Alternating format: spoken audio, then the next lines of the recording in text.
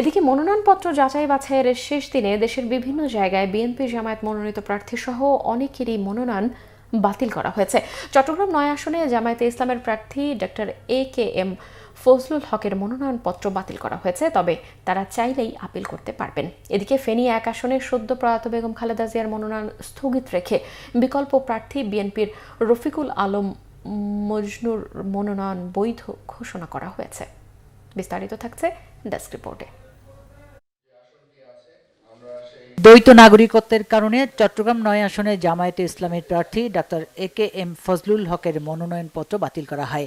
যাচাই বাছাই শেষে আলী আব্বাসের মনোনয়নপত্রটি বাতিল করেন আসনের রিটার্নিং কর্মকর্তা ও চট্টগ্রাম জেলা প্রশাসক মোহাম্মদ জাহিদুল ইসলাম মিয়া। এছাড়া চট্টগ্রাম ১৩ আসনে বিএনপির বিদ্রোহী প্রার্থী আলী আব্বাসের মনোনয়ন বাতিল হয়। ঋণ খেলাপির কারণে এই আসনে বাতিল হয়েছে গণ অধিকার পরিষদের প্রার্থী মোহাম্মদ মুজিবুর রহমানের মনোনয়নপত্র।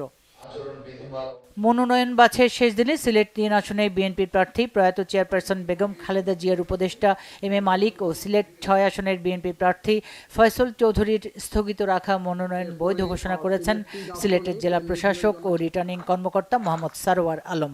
দুপুরে জেলা প্রশাসক কার্যালয়ে দুই প্রার্থী প্রয়োজনীয় কাগজপত্র জমা দেন। পরে তাদের মনোনয়ন বৈধ ঘোষণা করা হয়। ফেনী ৩টি সংসদীয় আসন ফেনী ১, ফেনী ২ ও ফেনী ৩-এ মনোনয়ন যাচাই বাছাই শেষে ২২ প্রার্থীর মনোনয়ন বৈধ, ১২ জনের বাতিল এবং বেগম খালেদা জিয়ার মনোনয়ন স্থগিত করা হয়। ফেনী ১ আসনে সদ্য প্রয়াত বেগম খালেদা জিয়ার মনোনয়ন স্থগিত রেখে বিএনপির বিকল্প প্রার্থী রফিকুল আলম মজনুর মনোনয়ন বৈধ ঘোষণা করা হয়। ফেনী ২ আসনে বিএনপির প্রার্থী VP জয়নাল এবং ফেনী ৩ আসনে বিএনপির প্রার্থী আব্দুল আউয়াল মিন্টু ও জামায়াতের ডাক্তার ফখরুদ্দিন মানিক সহ ৭ জনের মনোনয়ন বৈধ ঘোষণা করা হয়।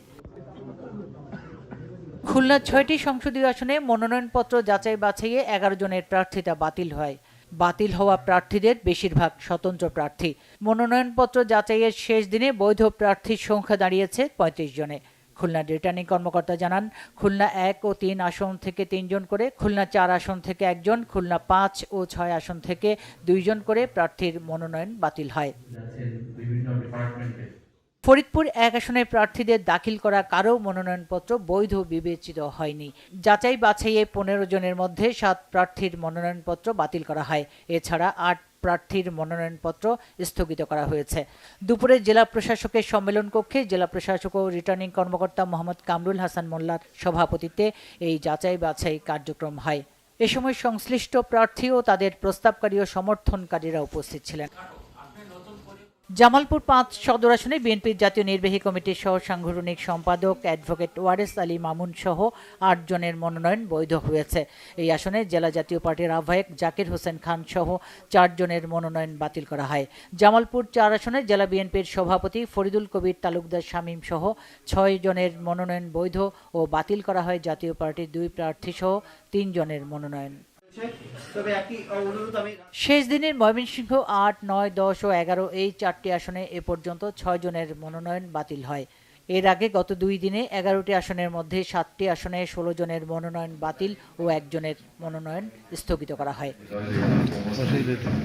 Bangla vision news desk.